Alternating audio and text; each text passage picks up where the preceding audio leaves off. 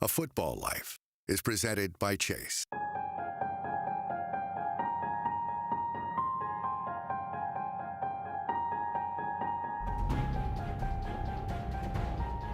All right, the big announcement. We are moving to Green Bay, Wisconsin. I'm going, where's Wisconsin? So the next day, my father comes home with a map. He said, this is the state of Wisconsin. And he's looking, Green Bay, it ain't on the map. And I'm going, well, I'm not moving any place that's not on the map. And he said, when I am done, it will be on that map. And you'll know exactly, Susan, where you lived. You're going to be a football player when you grow up. Today is the best day of your life. Believe it. He might be the finest quarterback produced in the last 10 years. He used to be like, that's all I need. Fortunately for me, I didn't lose my life. I didn't lose my job. Football convinced me that life is a team game. Rest of your life, nobody can ever tell you that you couldn't do it.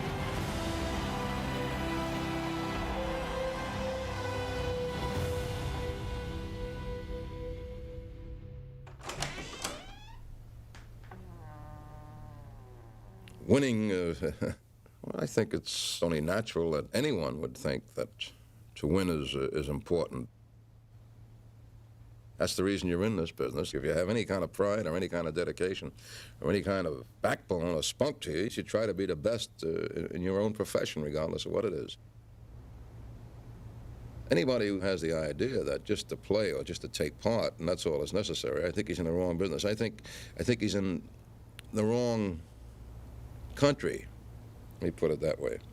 I think one of the things that made America great is to try to be the best in everything that they do. And the best, again, is signified by winning. In the winter of 1959, Vince Lombardi, a born and bred New Yorker, packed up himself and his family and drove to pro football's farthest outpost, Green Bay, Wisconsin. It may have been the Siberia of the NFL, but to the new head coach of the Packers, Green Bay marked the end of a long and frustrating road that began 45 years earlier.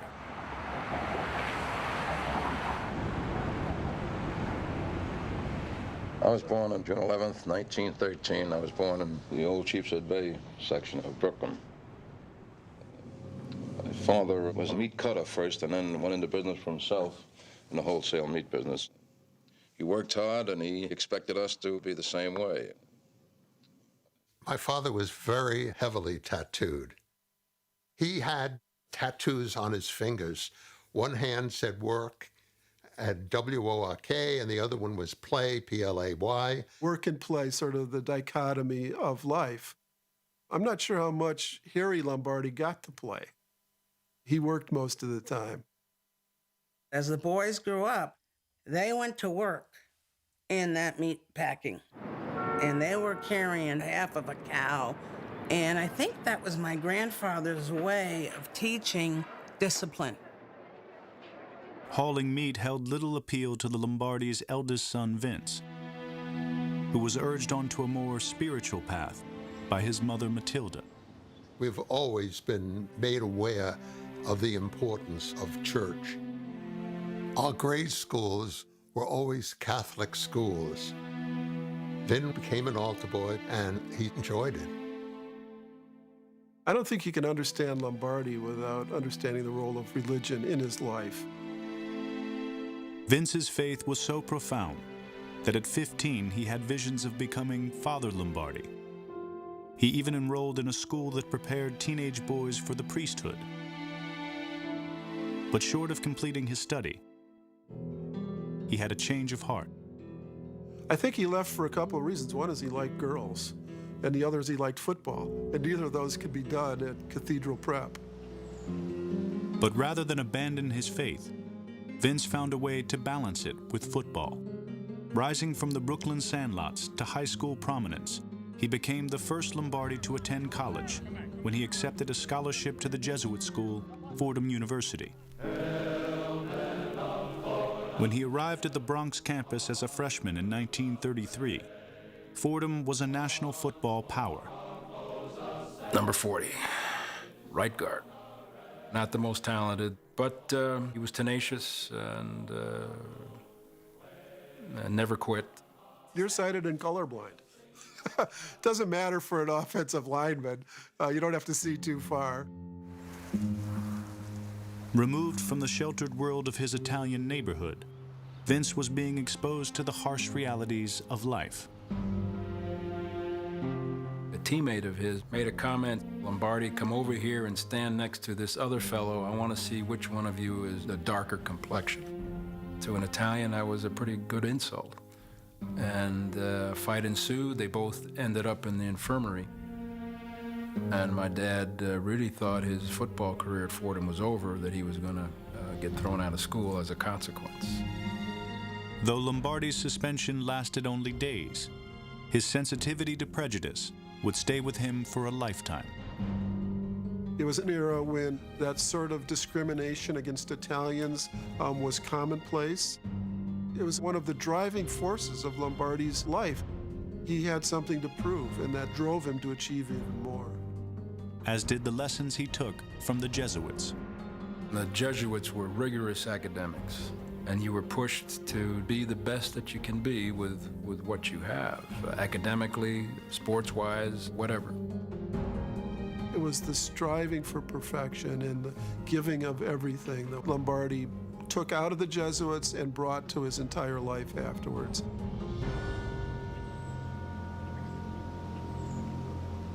Lombardi was often injured and sat out much of his first 3 seasons. Once healthy, he played both offense and defense and became a fixture on Fordham's celebrated line, which was never better than during a showdown with national power Pittsburgh, a game that came down to a goal line stand. Bobby LaRue crashes the line, only to find Fordham's magnificent forward wall holding him at the line of scrimmage. The game ended in a scoreless tie. Fordham remained unbeaten. It was his proudest moment as a football player. He was one of the heroes of that great game in their finest season. The Fordham line wrote itself into college football lore, and the undersized Lombardi was immortalized as one of the 7 blocks of granite. He wasn't a great player, but he was part of this group. And that's what the 7 blocks represent, this group all working in concert.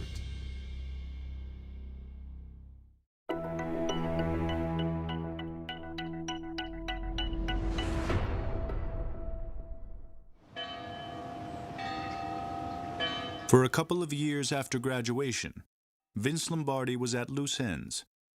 He gave law school a try, but after 1 semester, dropped out. He kind of knocked around, played a little semi-pro football, and as I recall, he worked for a collection agency, and wasn't thrilled with that. At 26, Lombardi was still looking for a career when an unexpected offer came his way. When he was asked to be an assistant high school coach, Lombardi jumped at the chance, though it was the other part of the job that piqued his interest. My dad taught at St. Cecilia's High School in Englewood, New Jersey, which is a immediate suburb of New York City. Taught chemistry, physics, and Latin. And he was a very good teacher. I can remember he threw an eraser at my wife one time because she was gabbing in the back of the classroom. He was a stickler to make sure that you understood the subject. He did take time for kids who were a little slower, and he was patient with them. His patience in the classroom translated to the football field and helped elevate him from assistant to head coach. I remember when we came out for practice before the season began, he had a football there, and he said, "This is a football." And he took the football and threw it away, and he said, "That's the last you're going to see of a football for 2 weeks." For 2 weeks, it was merciless calisthenics. The practices were not only long, but difficult. We went into the evening. We would be scrimmaging under headlights from cars. He was a great believer in the fundamentals. I want you to block, and run, and boom. He was that way, you know. It makes you say, they don't belong in the same field with you, you know. I thought to myself, you're talking about the guys out there, they're a foot over my head, they're about 30 pounds heavier than me. They're killing me out there. But you get to the point where you say, geez, maybe he's right. Maybe he knows something that I don't know, you know? And you start playing maybe a little over your head. Lombardi spent 8 years at St. Cecilia's, 5 as head coach. The tiny Catholic school had an enrollment of 300, but won 6 straight parochial school state titles and racked up a consecutive streak of 32 unbeaten games. Somehow, St. Cecilia's was beating schools with 10 times its student body.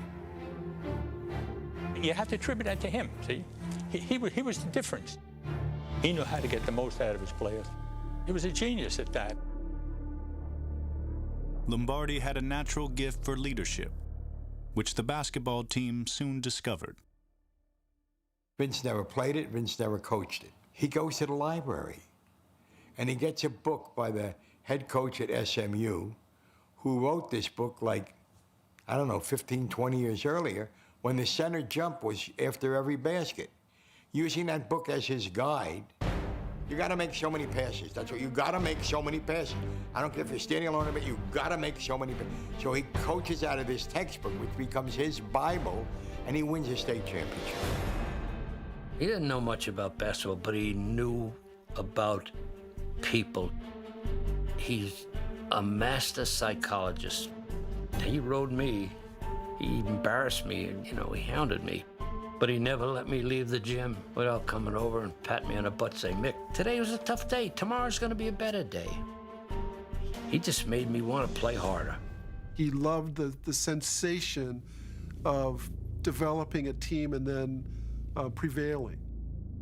That addiction of winning sort of hit him at St. Cecilia, and he realized that this is what he could do. I think coaching is teaching, see? So I don't think there's any difference whether you teach on the football field or whether you teach in the classroom. They're both exactly the same. It's a question of a good teacher puts across what he must put across to his pupils. Whether it's done on the football field or whether it's done in the classroom is one and the same thing.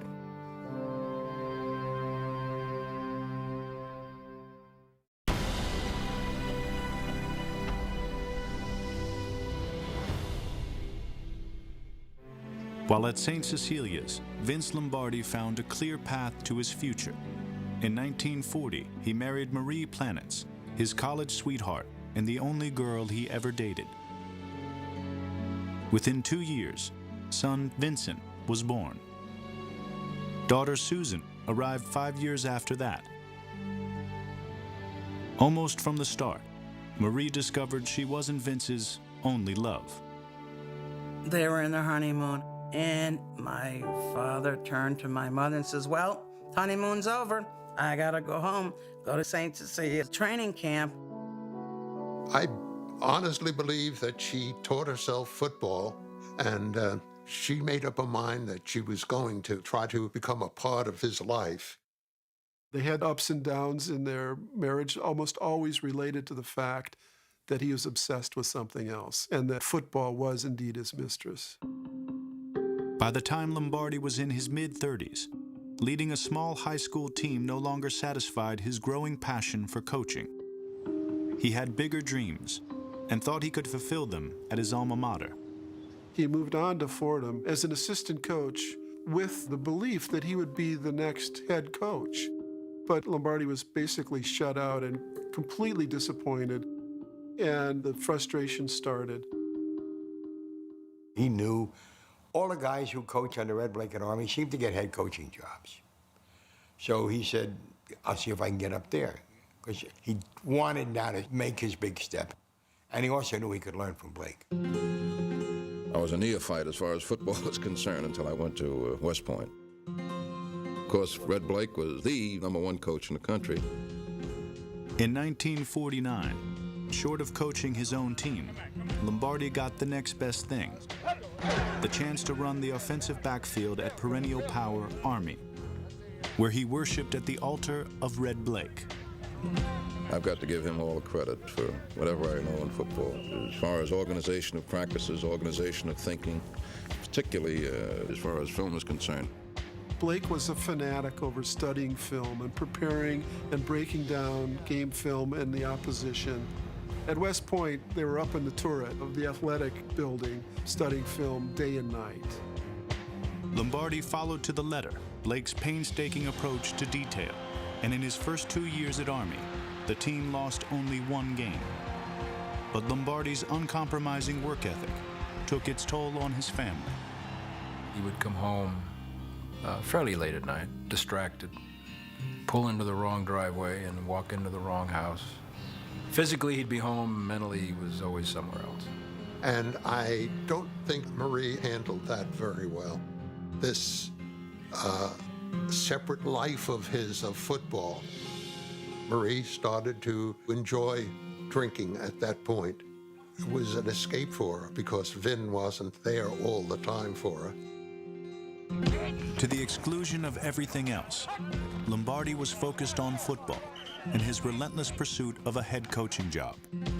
He hoped West Point would be the catalyst for such a move. Air Force was looking for a coach. Notre Dame was looking for a coach, but he wasn't getting much attention. He applied for the head job at Wake Forest.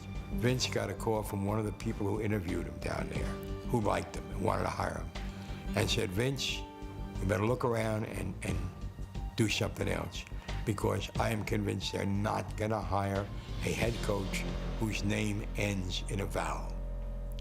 And ending in a vowel equals Italian-American.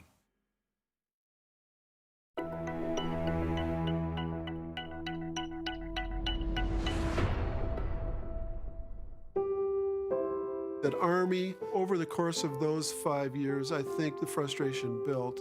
He started to see some of the other assistant coaches getting head coaching jobs elsewhere, and Lombardi was being passed up.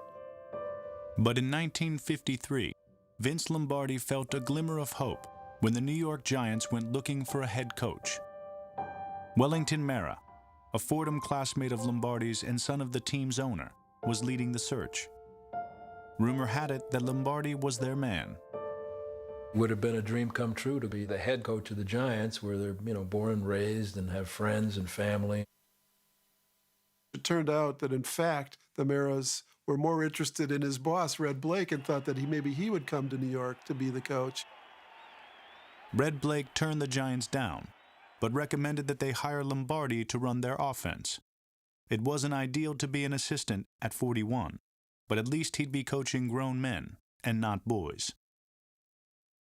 When we got him, he was really raw, and he liked to treat us like we were in high school, and that didn't go over too well with some of the guys we had playing.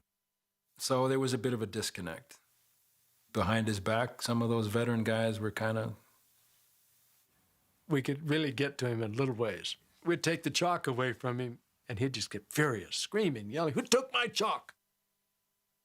We didn't dislike him or anything. We just thought he was kind of weird because no one in the professional game, coached like that. When he did some silly things like yelling, barking, giving you a lap or something like that, it got to a point where he was laughable. Lombardi's transition to the pro game was a humbling experience. So much so that he sought advice from an unlikely source. Charlie Connolly was my roommate. One night, Lombardi came into our room. He literally said, "What am I doing wrong?" I had some definite ideas, some of which were good and some of which were not so good. And I got some great deal of help from some of the Giant players, such as Frank Gifford and Charlie Connolly. I had to change my way of thinking in many, many areas. Then all of a sudden, football knowledge began to pour out of him. He became a success with us when he became one of the guys. By 1956, Lombardi had fully adjusted to the NFL. He centered the offense around Frank Gifford. Gifford responded with his best season. With equally outstanding defense led by another promising assistant, Tom Landry, the Giants went to the championship game. On an icy field before 56,836, the mighty Bears kick off the World Championship game in Yankee Stadium. Tom literally was the head coach of the defense. Jim Lee Howell, the head coach, didn't get involved in any of it. He didn't understand it. Lombardi would become the head coach of the offense.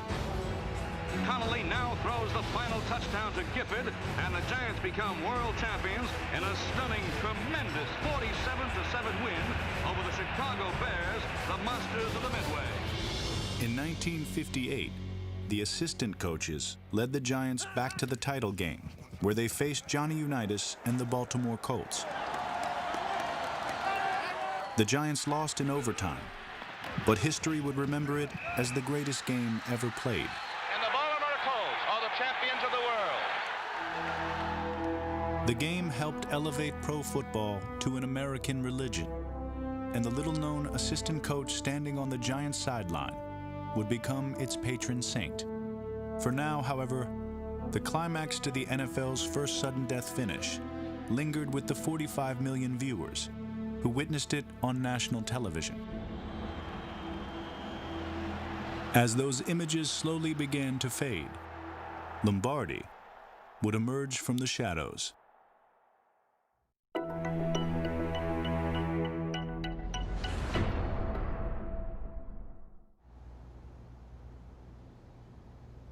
I had felt that I had done what I could for the Giants, really, and I just felt that it was time for me to move, really, and I made it a point to try to move.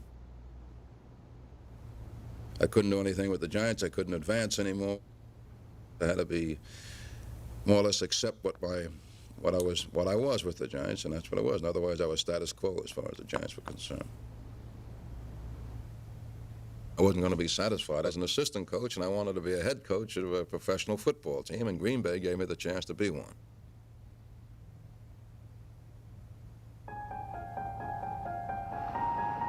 In January 1959, Green Bay, Wisconsin saw the dawning of a new era.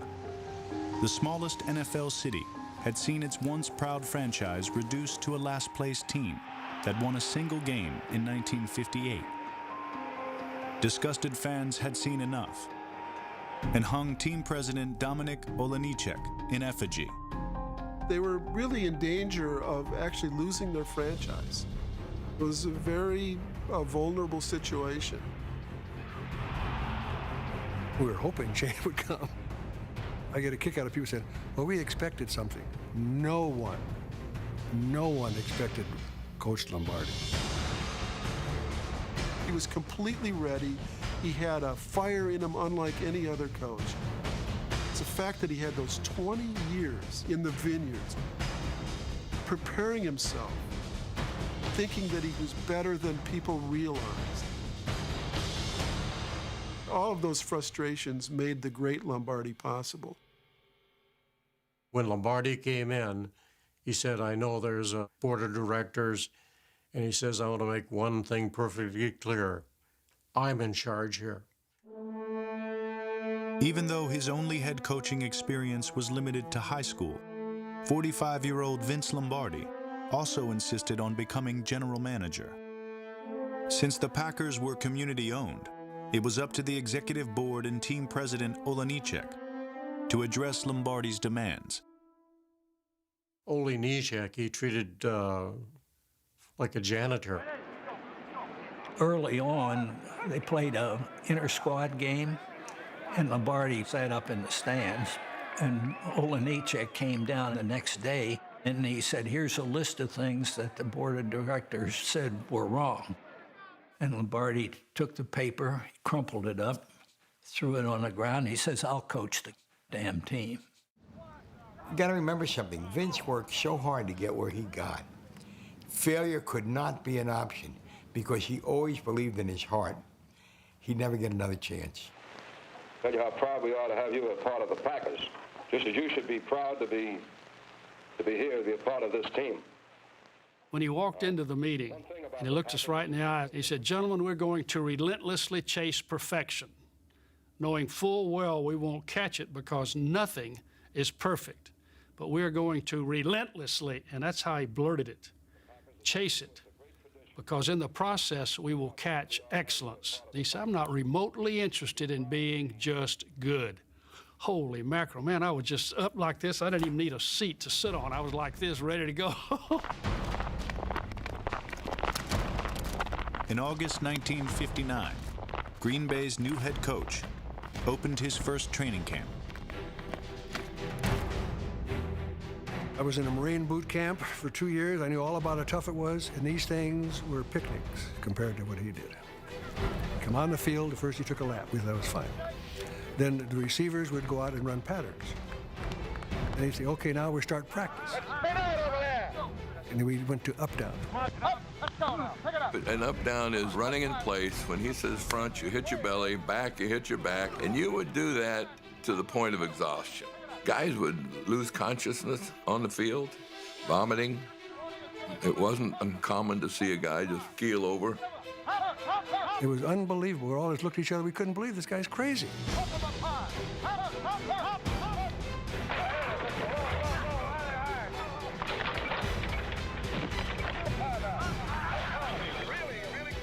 Big thing is that he recognized the talent which was there.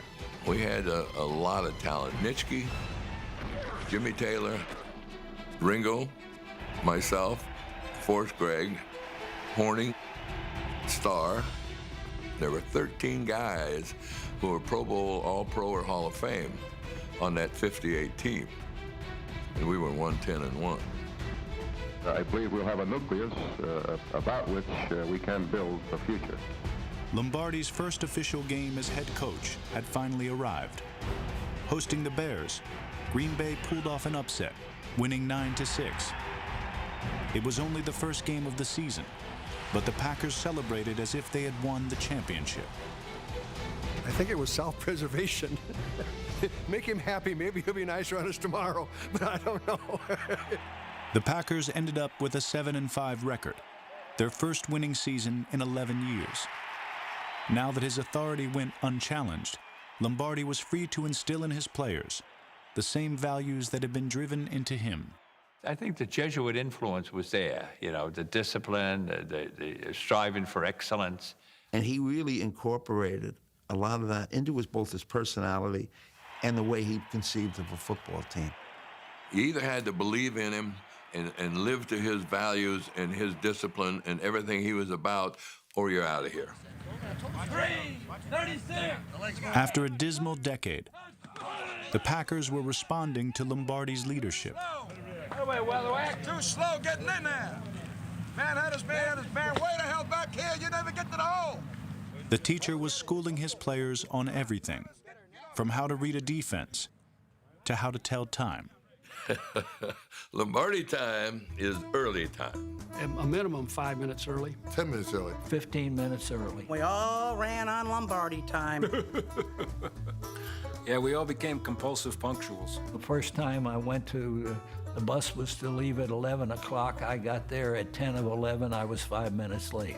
Come on, run. As trivial as it seemed, there was a method to his madness. I really think what was behind it was these guys were his guys. They were playing his game under his auspices. And he wanted them to accept what he said, and then that became gospel. Here was a man that I just liked from the day we met him in that first meeting. But because I had not shown much in his eyes, I had to work my way up there.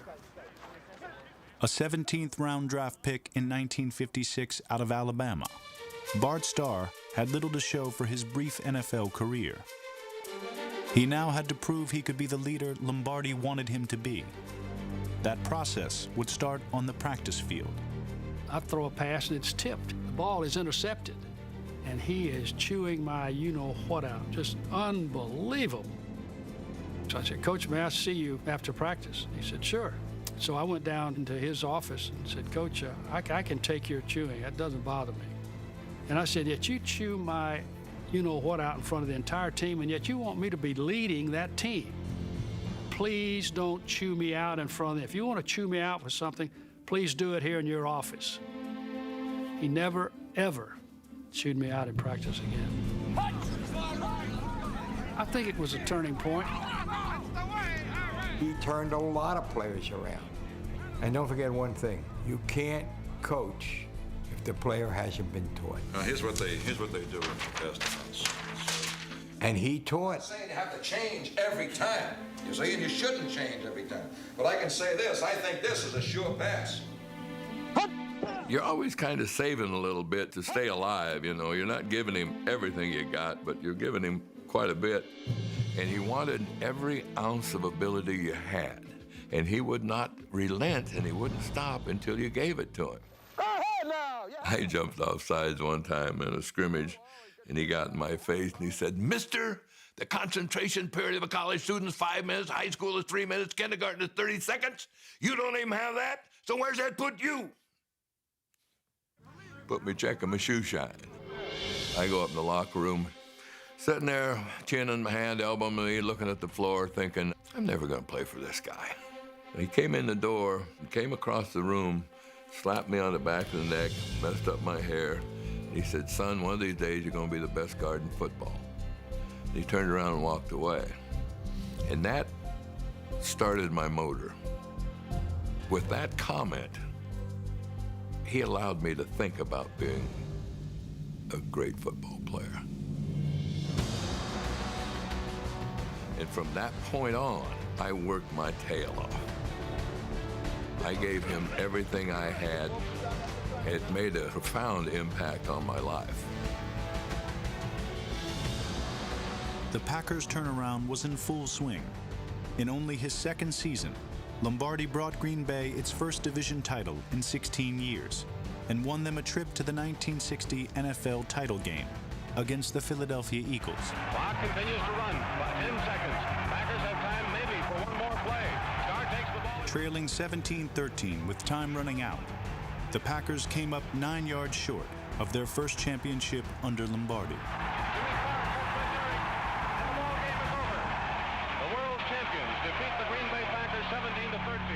He was talking about the Eagles after the ball game in our dressing room. He said, "We got beat today." But he said, "I can tell you right now, it won't ever happen again." He says this to us right after the ball game. It won't ever happen again. No one will ever beat us in a championship game again. The sun peeks through the cloudy skies. The town of Green Bay becomes the sports capital of the world. Lombardi's guarantee was tested the very next year in 1961, when the Pack reached the title game for the second straight year. They were facing a team Lombardi was all too familiar with, the New York Giants. What most people didn't know was that the previous winter, Wellington Mara had approached Lombardi about returning to New York to become head coach of the Giants. One paper even reported that Lombardi had submitted his letter of resignation to the Packers. He left New York actually presuming that he would return to New York and be the coach of the Giants. Mara was acting on an agreement he thought was in place with Dominik Olenicek. Mr. Mara's view was that when he gave Mr. Olenicek permission to talk to me to come to Green Bay, that it was understood at the time that if a position was available in New York that I was to come back. Mr. Olenicek said he did not have that understanding. Had Lombardi returned to the Giants, history would have told a far different story. As it was, Lombardi and Mara were still friends, right up to game time. The night before the championship game in Green Bay, they went out to dinner, and my dad drove Mara to the restaurant, and they had a good time. And then as the dinner wound down, my dad just kind of pops up and says, "We're going to beat you tomorrow," and leaves without Mara having a ride home. Green Bay comes up to the line. Snap of the ball. Paul Horning off the right side. Cuts at the 5. Touchdown. The Packers won 37-0. Lombardi had his first NFL championship, and the defeated Giants could only admire the coach they almost had. Packers have won the championship. In only 3 years, Lombardi had taken a nucleus of talent and shaped it into a team of champions. And nothing embodied Green Bay's success more than a seemingly routine running play. Gentlemen, this is the most important play we have. It's the play we must make go. It's the play that we will make go. And it's the play that we will run again and again and again. In Green Bay, the play was known as the power sweep. It perfectly suited Lombardi's love of precision, teamwork, and brains. It's a kind of a complex play that looks very simple. There's a lot of things that have to happen for the play to work well. If they do this, we do that. If they do that, we do this. And we adjust to where the defense goes, so the defense is almost always wrong, and the back will run to daylight. To Lombardi, the sweep was more than a play. It defined him. And they ran it and ran it and ran it.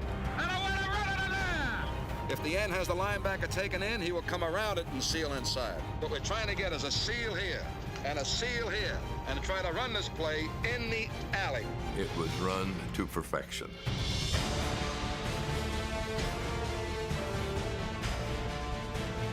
Lombardi didn't invent it, but he took everything to a different level than anybody else because he was Lombardi and he had an obsession that was deeper than anyone else's. He adopted it and used it as the signature of his offense. Lombardi became the definitive expert on the power sweep and shared his enthusiasm for the play with anyone that would listen. I saved up everything I had to go up to a coaching clinic, and Vince Lombardi was the speaker. Now, at this time, I was a young coach. I was coaching in junior college, and to be honest with you, I thought I knew it all. And I go in and I sit in the back. You know, this is how stupid I was and naive. Vince Lombardi, you know, the guy who's up there talking, and I'm sitting in the back row like I'm in church. And he talks for 8 hours on one play, the Green Bay sweep. Talked for 4 hours. Keeping his eyes right on the numbers of the defensive man. Took a break and came back and talked for 4 hours more. So then I left after that, and I said, I don't know a damn thing. Having perfected the sweep by 1962, the Packers outscored every other team in the league. With a nearly flawless 13-1 record, they were one of the greatest NFL teams ever assembled. Their reward was a return trip to the title game and a rematch against the Giants. Well, we've got a jam-packed Yankee Stadium here this afternoon. Lombardi showed his hometown what he was made of and coached the Packers to a convincing 16-7 victory. So for the second straight year, the Green Bay Packers have won the National Football League championship. Lombardi had built a dynasty, and Green Bay was now on the map. It's usually a small-town kid who comes to the big city of New York and makes it. And here was Lombardi, you know, this New York City kid, born and bred, who's frustrated and was passed over and finally goes out to little Green Bay, this godforsaken place that he'd only seen once before in his life, and he made it there and became sort of a transcendent figure. The Packers' success transformed Lombardi from an East Coast outsider to the Pope of Green Bay. He had saved a beloved franchise and restored pride to a humble corner of America. Green Bay was renamed Titletown, and Lombardi took his place among modern-day legends. He was trying to raise football to the level of those other professions that he thought about but didn't achieve, being a priest, being a lawyer. But the truth is, he incorporated the best of all of those other professions into what he did as a football coach. He taught us a lot more about life than he did about football. He used football to teach life. It wasn't enough to be a football coach. That wasn't what God ordained for him. He had to see himself in a broader perspective. A teacher and a molder of young men's character.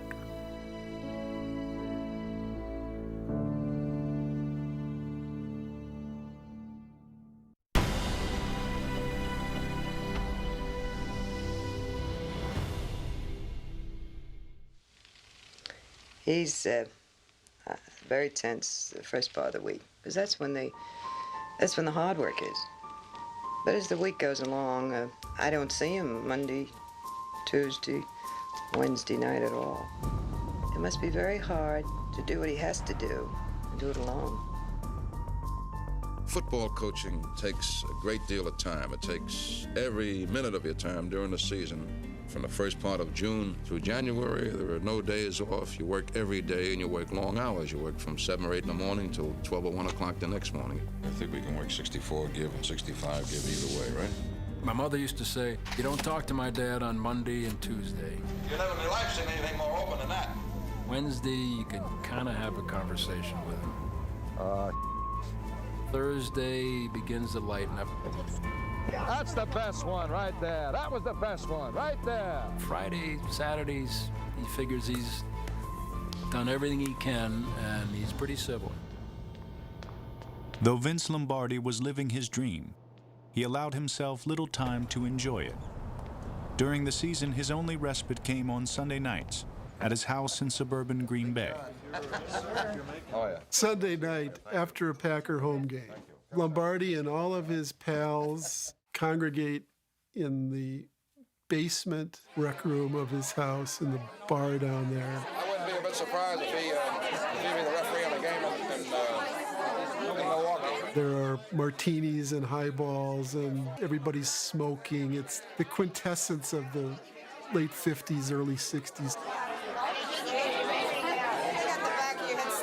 People are a little tipsy, and Lombardi, if they've won, is on top of the world. Right here. You know, he's got that loud voice and his arms around everybody, and he's laughing and trying to tell jokes himself, but not very successfully. Make sure everybody knows you go. You know, you're at that peak emotionally, and then you need something to get off this 50-story ledge you've been on. It's his way of, you know, kind of coming down and with people that he trusted. You know, you have a couple scotches and be having a good time, and then all of a sudden you could just see him ratcheting and thinking about the next week. This is Vince Lombardi. I look at this, I look at my behavior, I say, has this become a game for madmen, and am I one of them? That's exactly what I meant. It's a game for madmen, and I'm the biggest madman of them all.